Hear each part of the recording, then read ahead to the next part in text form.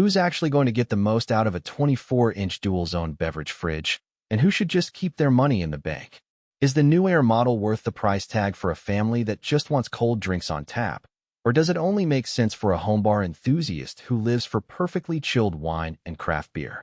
Those are the questions that keep most shoppers up at night, especially when the market is flooded with tiny minibar fridges that promise the world but barely fit a six-pack. Link is in the description if you want to check the product details on Amazon. I've spent the last few weeks watching a mix of YouTube unboxings, reading the manufacturer's spec sheet, and scrolling through the handful of buyer comments that actually exist for this unit. The biggest hesitation I keep hearing is, will I really use both zones? Or am I paying for a feature I'll never need?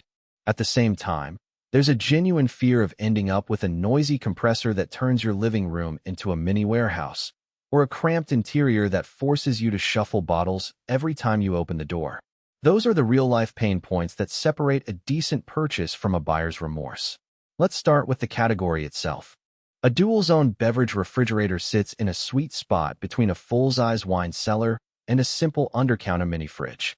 It promises the ability to store wine at cellar-like temperatures while keeping beer, soda, or pre-mixed cocktails at a colder, serving-ready range. For most households, the biggest practical decision is whether they actually have two distinct temperature needs. If you regularly entertain guests who prefer a glass of red at 55°F and a cold IPA at 38°F, the separate zones become a real convenience. If, however, you just want a place to stash a few cans and a bottle of wine, a single-zone model might be a cheaper, simpler solution. Installation flexibility is one of the first things that felt genuinely useful on the NewAir.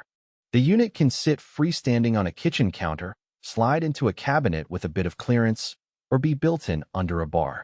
That means renters can just set it on a sturdy tabletop without drilling into walls, while homeowners can integrate it into a custom bar layout. The front-venting compressor means you don't have to worry about hot air spilling out the back into a cramped pantry, but it does require a little extra clearance in front of the unit, something you'll need to plan for if you're tucking it into a tight alcove. The dual-zone cooling system claims independent temperature control from 36°F up to 72°F. In practice, the lower range is perfect for most lagers and light whites, while the upper range accommodates reds, Ross, or even a few bottles of champagne that you don't want too cold. The temperature swing between zones is respectable. You can set one side to 38°F and the other to 60°F without the two fighting each other. That said, the thermostat isn't a digital touchscreen, it's a simple dial that can feel a little imprecise if you're trying to hit an exact 55°F for a delicate Pinot. For the average drinker, though, a few degrees off the target isn't a deal-breaker. Noise is a common deal-breaker for any compressor-based fridge. The NewAir advertises a quiet compressor, meant for both home and commercial use. In my listening test, the unit hums at roughly 38 decibels when it's running, which is about the same as a quiet conversation. It's definitely audible if you have the fridge sitting on a kitchen island right next to your living room, but it doesn't become a constant background buzz.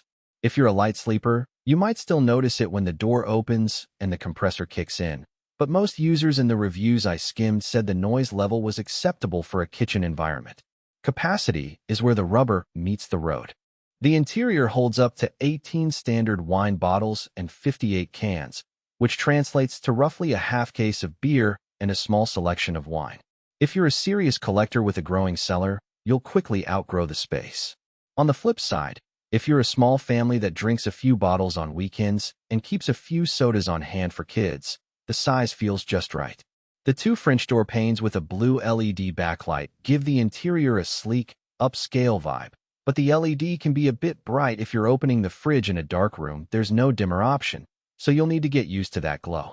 Lockable doors are another feature that sounds good on paper. The lock is a simple key lock, more useful if you have a home bar in a shared space or you're concerned about kids accessing alcohol. In a typical household, that lock often goes unused, but it does add a layer of security that some buyers appreciate. The downside is that you have to keep the key handy.